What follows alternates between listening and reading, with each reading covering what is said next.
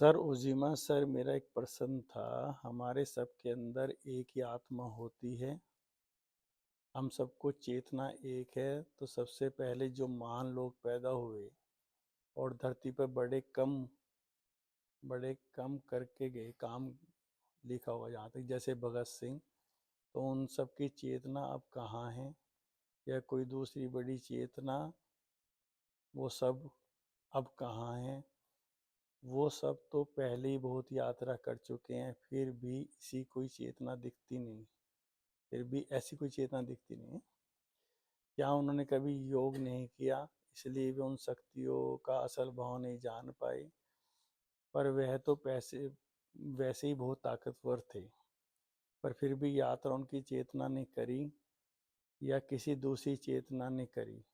उसकी शक्ति जितनी कोई चेतना हो सकती है, उनकी शक्ति जितनी कोई चेतना हो सकती है, जैसे भगत सिंह वगैरह हो गए ना। हाँ, एक तो सिद्धार्थ ने कहना चाहा कि जो वो हैं कि सारी चेतनाएं आप कहते हैं एक ही होती है, तो हमारी सारी चेतना सब एक ही है क्या? है ना? फिर कोई महान ना हो, ऐसा कैसे है ना? एक तो समझना है, जो चेतना है, चेतना एक एक ऐसी स्थिति है जो हर संभावनाओं को पूर्ण करने में हमारी मदद करती है।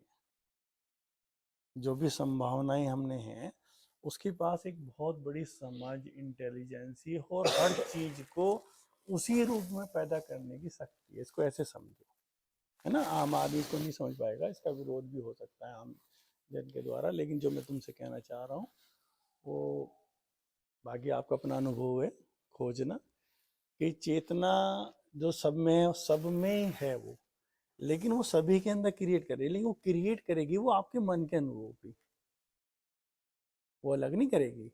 अगर कहीं एक भगत सिंह हो जाते हैं, एक रविन्द्रनाथ टैगोर हो जाते हैं, या कोई तीसरा व्यक्ति कोई आतंकवादी भी हो सकता है, तो उसकी जो मन की अवस्था है, उसके जो मन जो कर रहा है, चेतना का तो उसमें सहयोग करना है उसके पास, तो जो भी हम सोचेंगे वो क्रिएट कर देगी उस नई चीज को, वो चेतना है।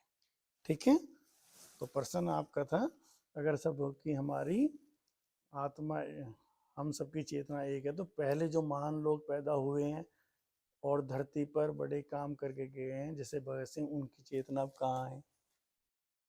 चेतना नहीं कह सकते, चेतना तो मन के साथ, जैसी मृत्यु के साथ ही फिर विलीन हो गई आप में से। अब रह गया मन, अब रह गया मन। जैसे हम जन्म लेते हैं, ऐसी एक शक्ति हमारे साथ जुड़ती है, वो चेतना है। जैसे हम जन्म लिया, तुरंत ही एक साथ मिलन होता है, ऐसे ऐसे मिलन होता है। या उस मन के अंदर अब चेतना विलीन है, सुप्त अवस्था में। वो मन जो भी है, जो भी एनर्जी हमारी बनी, जिस रूप में बनी, जिसे भी हम छोटा छोटा पार्टिकल कह सकते हैं अपना, उस पार्टिकल के रूप में वो पूरे अस्तित्व में है। आप भगत सिंह के चाहे किसी को, वो पार्टिकल के रूप में है। उनमें ये कह सकते हैं, तो चेतना विलीन होगी सुप्त अवस्था में, अब वो कुछ नहीं करेगी। वो जब बॉडी में आएगी ना, तभी वो एक्टिवेट होगी, इससे पहले वो एक्टिवेट नहीं होगी। ठीक है ना? तो मैं कहाँ है? मैं कहीं पर भी हो सकते हैं, किसी शरीर में भी हो सकते हैं, वो ब्रह्मांड में भी विचरण कर सकते हैं, वो कहीं पर भी हो सकते हैं। लोग आते रहते जाते रहते हैं, जो भी उनका जितना भी ट्रांसफॉर्मेशन हुआ होगा, उस ट्रांसफॉर्मेशन के हिसाब से वो नए नए गर्भ लेते रहते, जब तक पूर्ण मुक्त नहीं हो जाते, जब तक वो ये नहीं समझ लेते ये सब चीज भी एक खेल चल रहा है। बड़े से बड़ा काम चाहे भगत सिंह करके गए, चाहे कोई भी करके गए, वो एक खेल है। वो भी अगर हम बहुत गहरे में जाएंगे, ये बात किसी को किसी चोट भी लग सकती है। भगत सिंह भी जहाँ पहुंचे, बहुत ऊंची उड़ान ली, बहुत संतों से ऊंची उड़ान भगत सिंह की हो सकती है, पर वो भी एक इमोशंस में थे।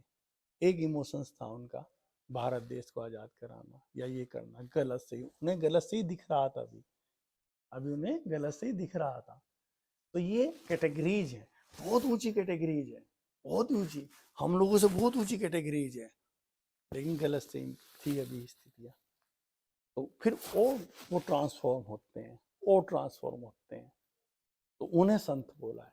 जो संतों के रूप में आते हैं, वो पूरी तरह से, वो गलत सही के चक्कर में नहीं पड़ते, वो केवल पृथ्वी को सुंदर करने के और अपनी जिम्मेदारी के निभाने के ऊपर पड़ते हैं। वो कहते हैं कि इसको नहीं बदला जा सकता, तुम बस जो भी अब आस पास अपना सर्किल है उसे बदलो, वो और सर्किल को बदले, और सर्किल को बदले। ठीक है, तो ये प्रश्न तुम्हारा उत्तर हुआ कि वो चेतना अब कहाँ है। तो वो किसी शरीर में भी हो सकती है और ब्रह्मांड में भी हो सकता है, हम उसे मन कह सकते हैं, चेतना नहीं अब कहेंगे। तो चेतना हम कहते हैं ना, उच्च चेतना है, निम्न चेतना है। तो चेतना तो एक सिस्टम है, कोई निम्न वृत्तियों से फंसा हुआ है तो निम्न चेतना होगी, उसकी उच्च चेतना होगी, महान चेतना होगी जो महान चीजों से है। अच्छा, फिर था सब तो पहले ही बहुत यात्रा कर चुके हैं, फिर भी ऐसी कोई चेतना दिखती ही नहीं है। ऐसी नहीं है, लगातार चेतनाएं अभी भी संसार में बहुत काम कर रही हैं, बहुत काम कर रही है, अनंत काम कर रही है, पर वो दिखेगी नहीं, दिखेगी क्यों नहीं आपको, जब तक आपका लेवल वैसा नहीं होगा। जैसे जैसे आपके लेवल बढ़ते हैं, अपनी अपनी चेतना के स्तर बढ़ते हैं, ऐसे ऐसे वो लोग आपसे कनेक्ट होने लगते हैं। यहाँ सब वही कनेक्ट हो रहे हैं। भी योग नहीं किया इसलिए उन शक्तियों का असल भाव नहीं जान पाए, पर वह तो वैसे ही बहुत ताकतवर थे। तो अब ये भी भ्रांति दूर करनी है कि क्या इन्होंने योग नहीं किया। बहुत लोग संत है जिन्होंने योग नहीं किया, योग कोई जरूरी थोड़ा ही है। परम शक्ति को जानने के लिए कोई योग जरूरी नहीं है। पता नहीं कितने योगियों से भगत सिंह ऊंचे हैं, पता नहीं कितने। वो तो एक समझ है, योग एक समझ है, लेकिन वो समझ जर्नली डेवलप नहीं हो सकती। तो हमारे योग ने, महर्षि पतंजलि ने या जो और योग है, उन्होंने एक सिस्टमेटिक मार्ग तैयार किया। भगवान बुद्ध ने 8 मार्ग तैयार करे, महर्षि पतंजलि ने 8 मार्ग तैयार करे। तो क्योंकि आदमी एकदम इतना ट्रांसफॉर्म नहीं हो सकता जगत को देखकर, तो भगत सिंह को हम महायोगी भी कह सकते हैं। मतलब योग का मतलब ये है मृत्यु से साक्षात्कार। जो ध्यान की परिभाषा क्या है, मृत्यु को जान लेना। जिस व्यक्ति ने मृत्यु को सीधे जान लिया वो तो बहुत ऊपर गति कर गया ना। मृत्यु का भय, भाई सारी चीजें हम भय से ही तो जुड़े हुए हैं। भय के कारण हम जिंदा रहना चाहते हैं, भय के कारण हम अपने आसपास सुरक्षा इकट्ठी करते हैं, पैसा इकट्ठे करते हैं, हमारा हमें डर ना लगे, संगी साथी इकट्ठे करते हैं, शादी भी हम इसीलिए करते हैं, हम अकेले नहीं रह सकते। ठीक है ना। और जहाँ भय मुक्त हो गया तो बहुत करीब पहुंच गया उस सत्य को जानने के लिए। और वो सत्य ऐसा नहीं है कोई ईश्वर बैठा कि ईश्वर मिल जाएगा, कोई दरबार सजा हुआ होगा। ये बहुत बड़ी भ्रांतियां हैं, है ना। ये जिन लोगों ने भी डाली तो मैं नहीं मानता गलत है। उन्होंने भाई किसी, हर संत का तो काम होता है ना किसी तरह चाहे लालच से इसको लालायित करे, वो इस तरफ तो चले, गलत मार्ग से तो बच ही जाएगा ना। तो योग तो प्रतिपल तत्क्षण आप मृत्यु के लिए तैयार हैं, आप होशपूर्ण हैं, आप सही गलत के लिए तैयार हैं और सेक्रीफाइस के लिए तैयार हैं, क्योंकि आप आत्मरूप हो गए। आत्मरूप हो गया, शरीर से जुड़ी हुई जितनी भी आशाएं हैं आपने सब त्याग की। आप भूख त्याग सकते हैं, आप कपड़े त्याग सकते हैं, आप इच्छाएं त्याग सकते हैं, अपना प्रेम त्याग सकते हैं। जैसे भगत सिंह ने त्यागा, भगत सिंह ने तो प्रेम किया है लेकिन तो उसने प्रेम को त्यागा। ठीक है ना। तो ये करने के यानी कि आत्मरूप हो गए, क्योंकि आत्मा की तो कोई इच्छा नहीं है, तो आत्मरूप हो गए ना, तो वो भी योगी हो गया। समझ में आ गया ना। ये प्रश्न का उत्तर दूसरे का आपका है।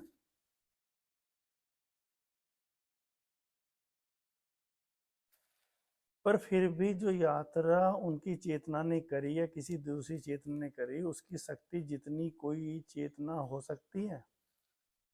तो आप ये कहना चाह रहे हैं कि हो सकती है क्या? वो अनंत अनंत है लोग, उन्हें कैटेगराइज कर नहीं सकते। एक जगह जाकर वहां सब एक हैं, लेकिन उनकी यूनिकनेस अलग है।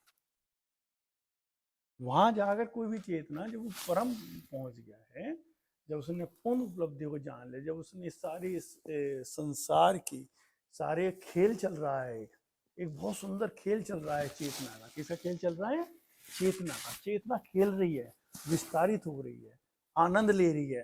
पहले उसने पत्थर में आनंद लिया, पत्थर से बजरियों में आई, बजरी से पानी में पहुंच गई, फिर पानी में आनंद लिया, फिर उसने अपने आप ही चेतना ने कि वो घास पैदा कर दी, घास से फिर वो पेड़ पैदा हो गए, वहीं से फिर पशु पक्षी पैदा हो गए, ऐसे पेड़ पैदा हो गए जो एक दूसरे को पकड़ सकते हैं ऐसे। तो फिर चेतना और विकसित हो गई, वो पकड़ने वाले पेड़ हो गए, पकड़ने वाले पेड़ उन्होंने और चेतना ने विकास करा, वो आदमी का रूप ले लिया, कीड़े मकोड़ों का ले लिया। बहुत बड़ी यात्राएं हैं। जब ये समझ में आती है ना, जब ये समझ में आती है तो तब तुम्हें खेल की तरह दिखता है, तो खेल चल रहा है। तो चेतनाएं तो अनंत हैं, लेकिन यूनिकनेस सबके अलग है। ये वहां पर कैटेगराइज एक है, लेकिन बुद्ध अलग बात है, उनकी यूनिकनेस है, गहरी शांति। कृष्ण वो युद्ध के बीच में एक अलग यूनिकनेस है उनकी। मोहम्मद उनकी अलग यूनिकनेस है।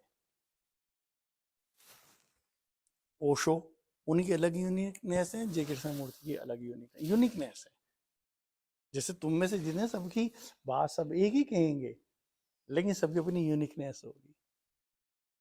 तुम में भी देखोगे ना, सिखाने का तरीका, बताने का तरीका, कहने का, फिर अपने जीने का तरीका, जो तुम तो उसको ही बाद में संप्रदाय कह देते हैं। संप्रदाय क्या, एक व्यक्ति ने जो अपने अनुभव से जाना, वो जाना, तो उसके पीछे जो चल गए, तो वो संप्रदाय बन जाता है। बात वो वही कह रहा, फिर संप्रदाय संप्रदाय आपस में लड़ते हैं। बात सारे संप्रदाय वहां की कह रहे, पर शुरू हो गया मेरा संप्रदाय सही। उन्होंने तो पता, उसने जाना, उसके पीछे चल, जिन्होंने माना नहीं है बात तो सही कह रहा, वो जो पीछे पीछे चल गया वो एक संप्रदाय बन गया, जो जीसस के पीछे चल गया वो एक संप्रदाय बन गया, है ना। तो ये चीजें समझनी जरूरी है कि जो चेतनाएं, ये नहीं होता उनका एक स्थिति जो जान लिया, ये सारा जगत का रहस्य जान लिया, और जान लेने के बाद ये सब माया जगत है, और वो बिल्कुल उससे मुक्त हो गया। लेकिन अभी कोई अंश में उसके बीज पड़े हैं, तो उसको आना पड़ेगा। ये जानने के बाद भी अभी उसे कई जन्म लेने पड़ सकते, 3 भी लेने पड़ सकते, 5 भी लेने पड़ सकते हैं, लेकिन इच्छाएं खत्म हो जाती हैं। और अभी हम सोचें कि इच्छाएं खत्म हो जाती हैं, तो हमें लगेगा मुश्किल, नहीं, इच्छाएं कैसे खत्म होती होंगी, इतना तो अच्छा है संसार। जैसे अब तुम्हारी इच्छाएं उन लोगों से बात करने में खत्म होगी जो वेस्टेज बातें करते हैं। पहले कितना आनंद आता था, लेकिन अब खत्म होगी ना, तुम्हें भी नहीं पता लगा। ऐसे ही ये मकान है, ये फंक्शन है, ये ओजीमा है, अरे हमारा ओजीमा है, हम ऐसा कराते हैं, हमारी प्रैक्टिस है, हमने गोल्ड मेडल निकाल दिया, ये अपने आप ही धूमिल हो जाएंगी, अपने आप ही। तुम्हें नहीं करनी, ना जबरदस्ती करनी। जैसे जैसे तुम्हारा ग्रेड बढ़ता है, तुम्हें बड़ी छोटी लगने लगी ये चीजें। डेम फेम मालाएं बना दी किसी ने, वहां बिठा दिया, किसी ने नाम लिख दिया, अभी कितना अच्छा लगता है, मेरा भी नाम आना चाहिए, ये होना चाहिए, मुझको भी पेपर बनाते ही किसका फोटो तो नहीं रहेगा, वो क्या फील कर सकता है, वो क्या नहीं। लेकिन फिर बाद में तुम्हारे लिए कुछ भी नहीं रहेगा ये।